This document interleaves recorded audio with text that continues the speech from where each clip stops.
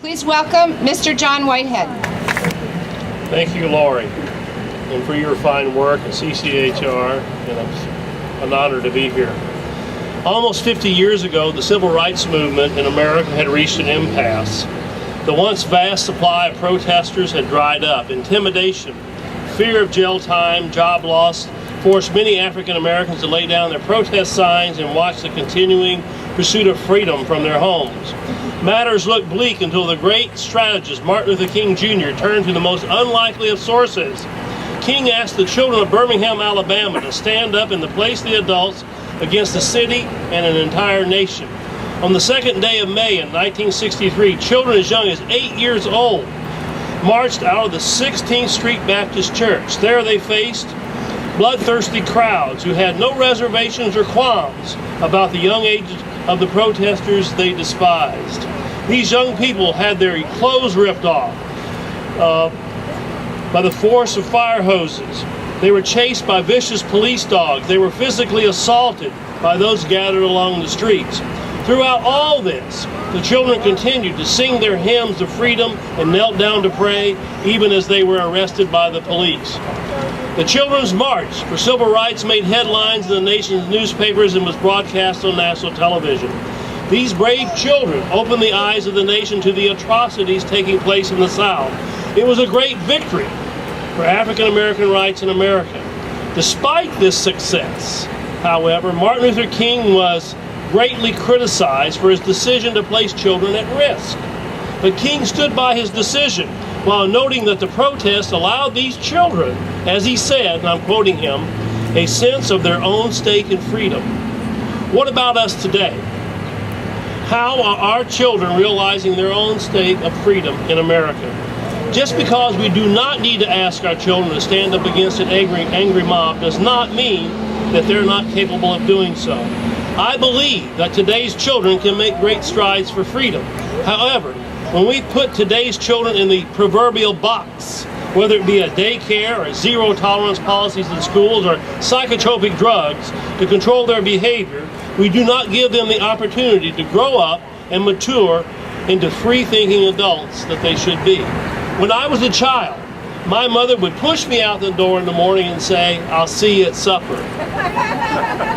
I would spend the day with my friends playing games, using my imagination, and occasionally getting into trouble, more than occasionally. Today's children are driven to school where they are herded from classroom to classroom. They are not allowed outside the building unless for emergencies. They are harshly disciplined for minor offenses. Children have lost their freedom in our eccentric and stifling culture of child rearing. How can we expect them to grow into independent and mature adults when every aspect of their life is controlled until they're 18 years old?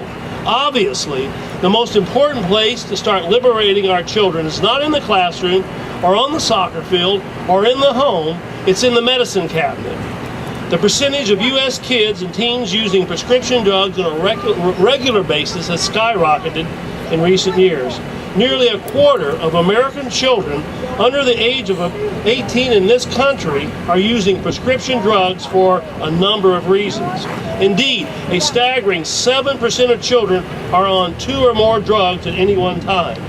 While some of these prescriptions may be necessary for life-threatening diseases, many drugs once solely intended for adults, such as sleeping pills, hypertension medicine, and psychotropics, are being given to our children. As modern medicine has progressed and developed a drug treatment for every type of disorder, we have forgotten that in most cases, there are safer and more effective measures for addressing health problems in our children. All of this becomes even more relevant for our children because we always want their problems to be addressed swiftly and effectively. An obese child is often prescribed hypertension medicine for a quick fix when they should be engaging in more exercise and better eating habits. Troubled children are given psychotropic drugs. Mischievous and distracted children are given Ritalin instead of parents and teachers instructing them on better study habits and discipline. Child psychiatrists, pediatricians, and parents are ignoring conventional methods that were practiced on kids in my times of treatment in favor of prescription drugs and what's called the easy way out. What complicates the situation even further is that the effects of many of these drugs are not specifically studied and tested on children. The pharmaceutical industry has no real incentive to test the various effects that the negative effects these drugs have on kids. Thus, in many instances, doctors and parents do not know how a child will react to a particular drug. The few studies that have been conducted have shown that children often need a smaller dose than what is recommended for adults.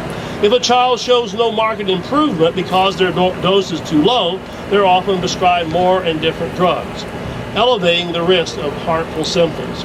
On the other hand, if the dose is too high, the unknown symptoms can dramatically injure the child mentally and or physically. Unlike adults, children cannot recognize the harmful adverse reactions of a drug or realize it's important to report the effects they're feeling to their parents, their teachers, or their doctors. They cannot understand what is happening to their bodies and minds. This terrible uncertainty can scar them for life, and as we know, sometimes it results in the death of the child.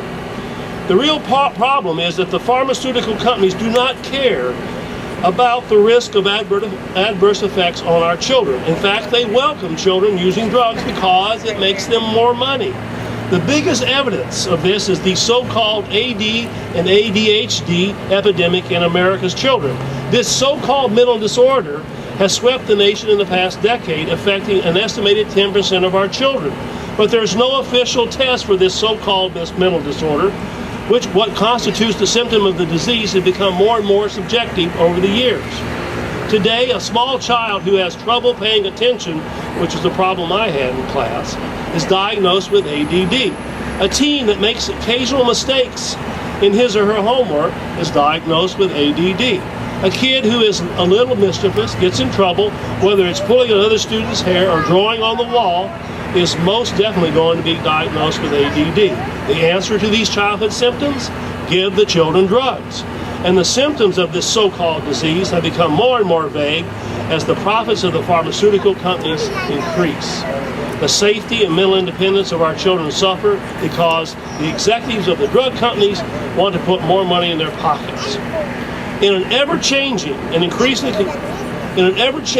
increasingly confusing world, the one constant for our future that we can most help with is how our children are raised. This will mean freeing our children and allowing our children to be what they should and can be. Most of us, when we were children, were given the freedom to go out and live relatively independent lives, at least during the day.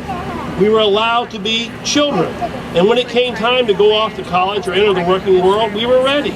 Today's youth are institutionally controlled from the cradle to the time they enter the workforce.